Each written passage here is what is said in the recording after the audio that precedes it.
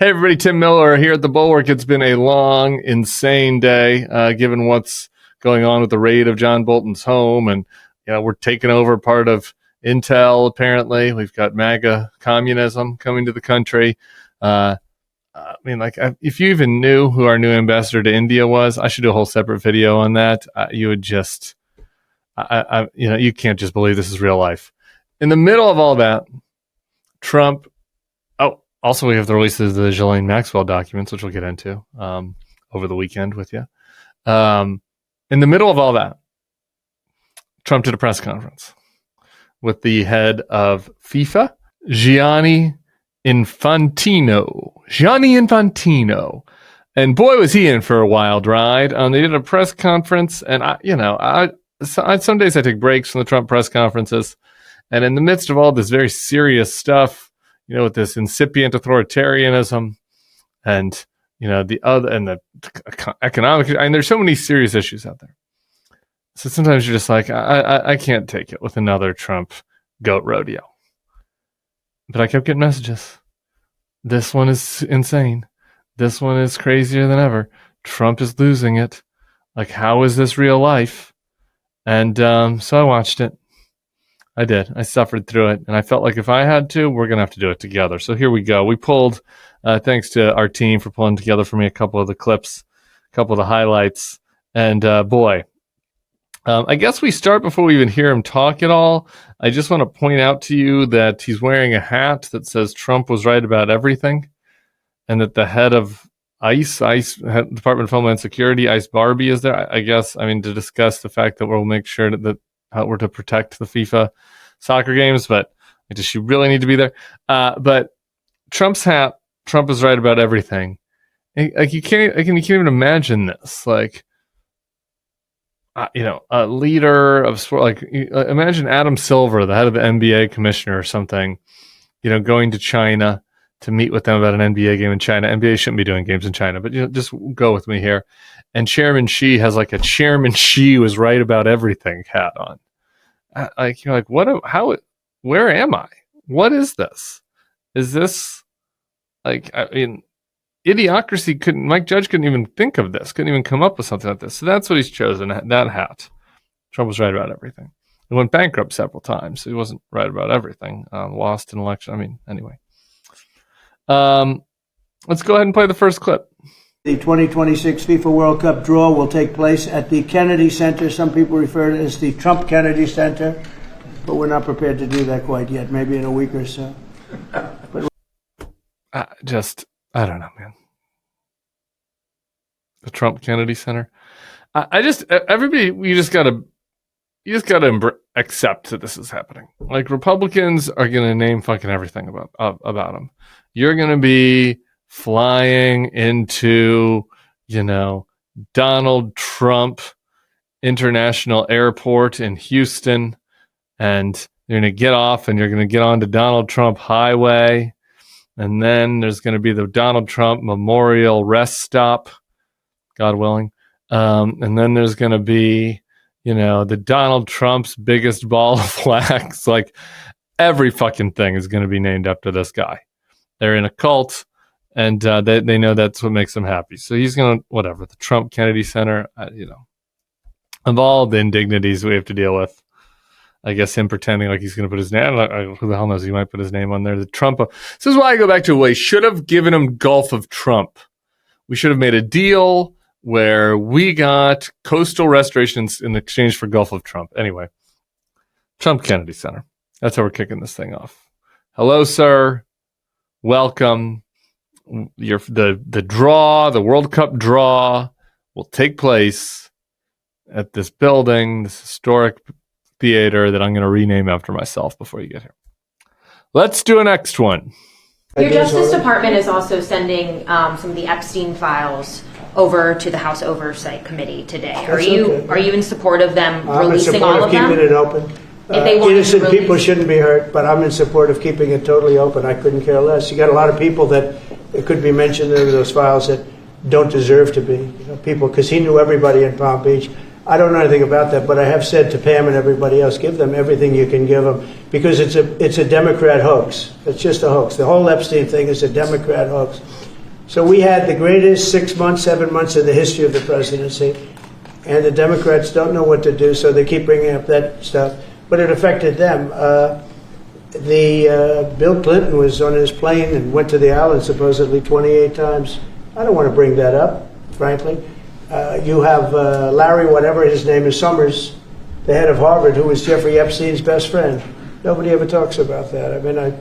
But I don't want to hurt Larry Summers, but he was best friends with Jeffrey Epstein.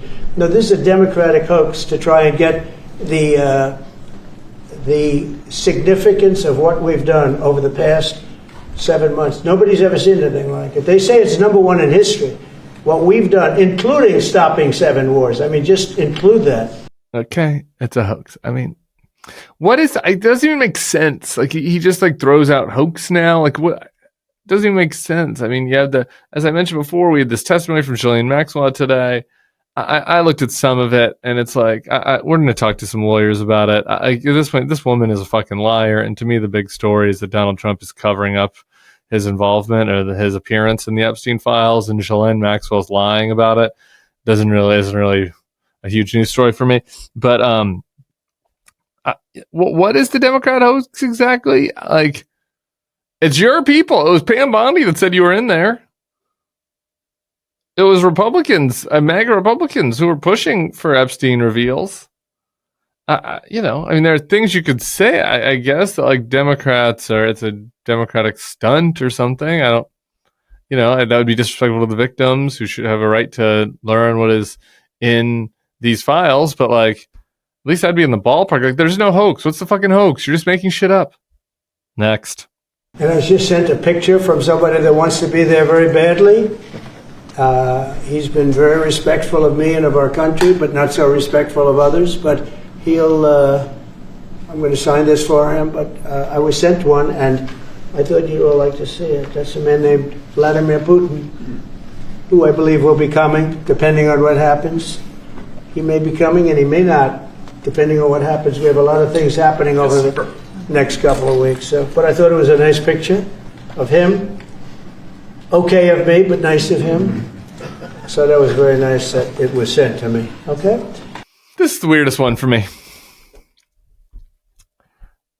I mean, what? He wants Putin to be at the World Cup? Why? Like, he just loves Putin so much. I mean, Putin has buttered him up to such a degree. Like, why do you want this killer? Again, like, you just have to go to these counterfactuals to try to think about it. Like, imagine in 92, or I guess it would have been, 80, 90, in 90, George H.W. Bush being like, I really would wish Saddam Hussein would come here. I really wish Saddam was going to come here. Who would be the 96 example? We had the Olympics here in the Atlanta in 96. Like, Bill Clinton being like, I really want Milosevic to come here. I love Slobo.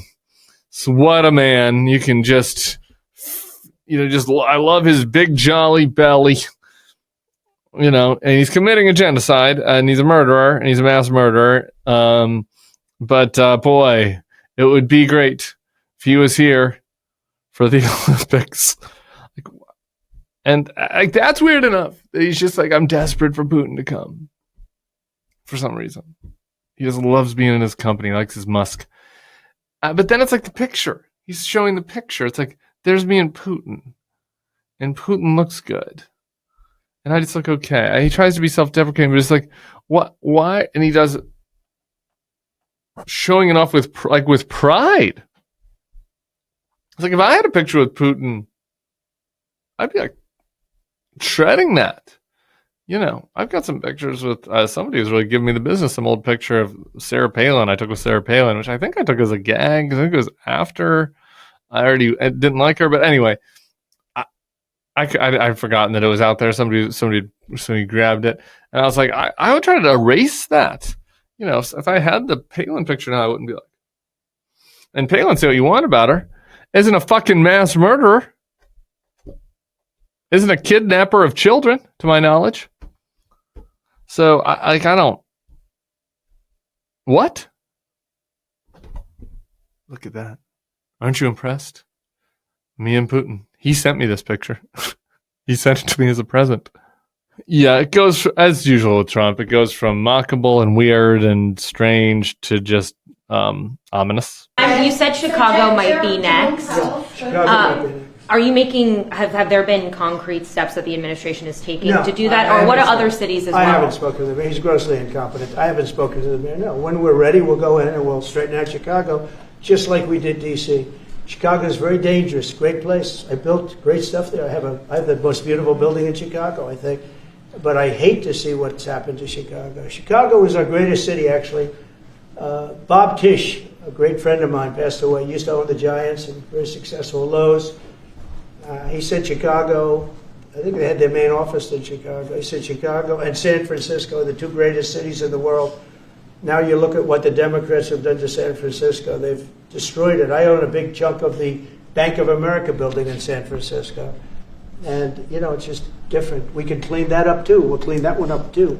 You know, if everything works out, and we've already had calls from other cities, quiet calls from Democrats. We'd love you to come here because they've lost control of their cities. I'm not going to say because I don't want them to lose their elections. But we've had calls from Democrats and calls from people generally. We'd love you to come here because we'll straighten out the problem. So we're going to take over Chicago next. And New York, he mentions, I think, in a later clip. And we all know this is coming. We all know this. But, like, he's doing fake emergencies to militarize the police in major cities and put in federal police. A lot of them are going to be masked. And they're going to act with impunity. I don't want to live in a police state. It's extremely alarming that he's so casual about it. And I think people need to wake up to where we're going. But I've said my piece on that already, so we'll continue. Here's another clip about the Chicago. And the people in Chicago, Mr. Vice President, are screaming for us to come. They're wearing red hats, just like this one. But they're wearing red hats. African-American ladies, beautiful ladies, are saying, please, President Trump, come to Chicago. Please. I did great with the black vote, as you know, and they want something to happen. So I think Chicago will be our next, and then we'll help with New York. We're going to help with... And I think a lot of these people that you see on television, they're including the people in this audience. They'll say bad things about me, and then they'll say, "Thank God he's here," because half of them got mugged, and they don't want to get mugged again. But they work for they work for stupid people that are radical left, and they're made to do things and say things that they don't want to be saying. But the people right here are all happy because you're not going to be mugged in Washington D.C. anymore. So is Trump trying to do his thing? The black ladies love me. It's all so fucking gross. I don't think they do. I don't. There's not any evidence of this. You did horrible. It was your worst demographic. Black women. Shout out to black women. They're the demographic that voted the most for Kamala and most for Biden in 2020. And I don't think they're begging for you to come to Chicago. I think they want you to stay the fuck away from them. So let's move on to the next clip. I turned on last night and I see Kristi's painting the wall. And it looked beautiful, by the way, when that paint went over there. And it's hot. It's hot. It's hot. If it's white, it's not hot. If it's black, it's going to be very hard to climb that sucker. It's not going to be easy.